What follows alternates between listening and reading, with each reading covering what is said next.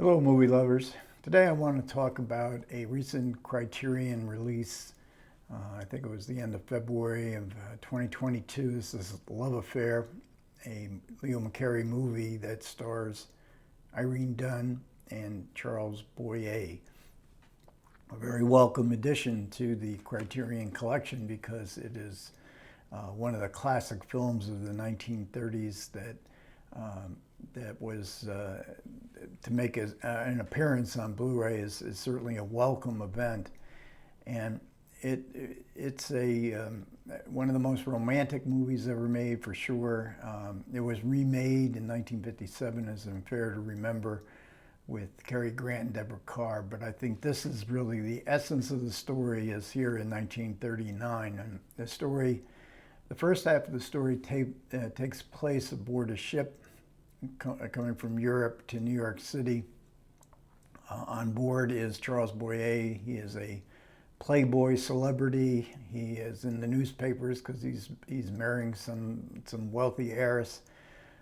He's famous. He's been famous for all his exploits with different famous women. They bump into each other. They meet cute with Irene Dunne.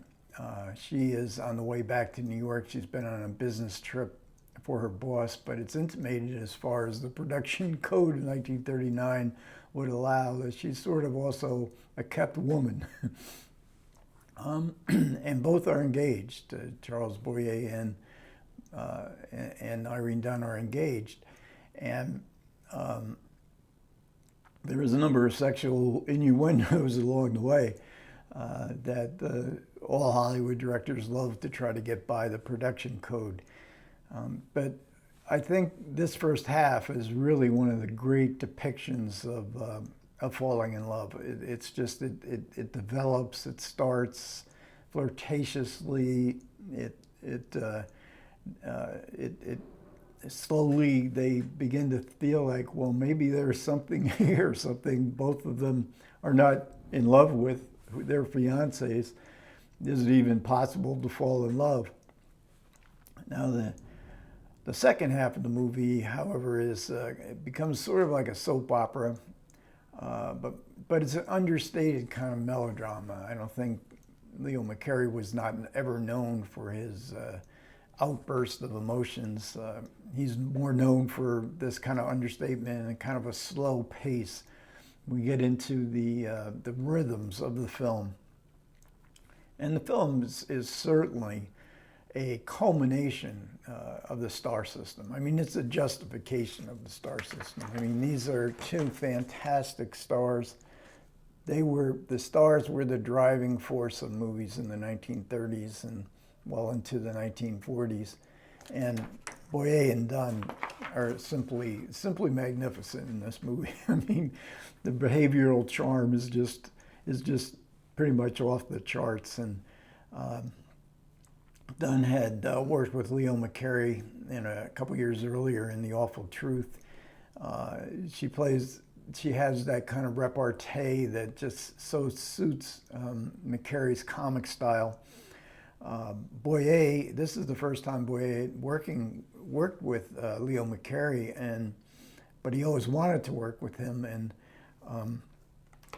in fact, as far as love stories go in the 1930s, he was in two of the best. He was not only in Love Affair, but he was in History is Made at Night, which also was a couple of years earlier, a Frank Borzage movie.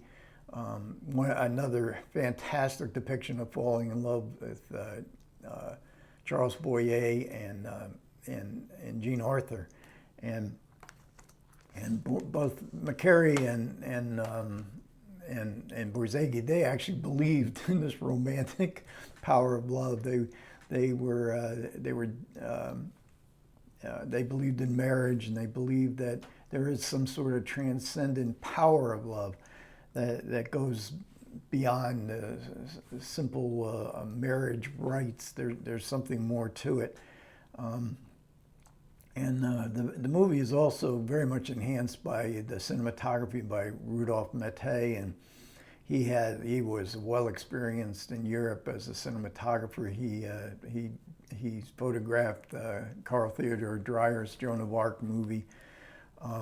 And so the movie is really beautifully restored. And there's a segment in the supplements where Serge Bromberg from Lobster Films, who is the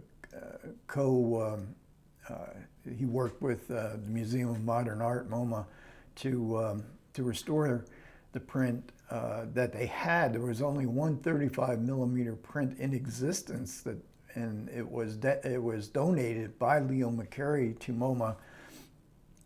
But he had shown it many times, and the other prints that were out there and that were really bad were television prints, and they came from 16 millimeter reels, and they were almost impossible to restore. So we really get the miracle of what the digital age we're living in. That a movie like Love Affair, which was in existence but in dire need of restoration, here in this digital age, we're able to see it as it once was in 1939. And we get another supplement with Farron Smith Namey, and she talks about the production history. She talks a lot about Leo McCarey's improvisational style, and the credits on and she talks about the credits. Donald Ogden Stewart worked on the screenplay, Delmer Daves. But whatever the screenplay was on the set, you would get massive improvisations, and that's the way McCarey worked. He loved to play the piano while he was thinking. He was open to suggestions. Now, Irene Dunne had worked with him on The Awful Truth, and she loved this method of movie making and performance. Charles Boyer had not worked with McCarey, but he found himself loving what he was doing. He loved the technique, and he loved the results. And of course, the results are almost perfection in Love Affair. We get one of these fold outs, and I've shown a couple of the great shots from the film of the two stars. And this is basically a two-character movie. I mean, there's other actors in the movie. One in particular, the ship stops at Madeira, and where Charles Boyer's grandmother lives, and they go to visit her, and she is living on this mountaintop, and they interrupt her. She's in her chapel. She has this beautiful chapel, and Maria Spinskaya, I think is her name, plays the part very familiar to people who watch a lot of 1930s movies. It emphasizes here the Catholicism of Leo McCarey, and Irene Dunne was also a devout Catholic, and really a beautiful shot, so beautiful in the chapel where Irene Dunne goes to pray, and Charles Boyer is looking at her and so touched by it. So with the Catholicism and the faith involved in that, very much part of the plot of the film,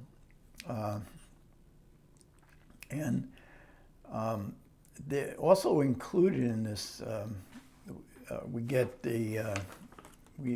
this fold out, but we also get a couple of Leo McCarey short films that he made with the comedian Charlie Chase.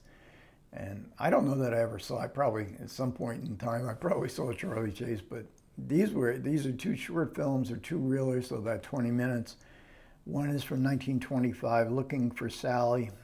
Another is from 26, Mighty Like a Moose. That film is in the Library of Congress as one of the significant films of the 20th century, part of their collection.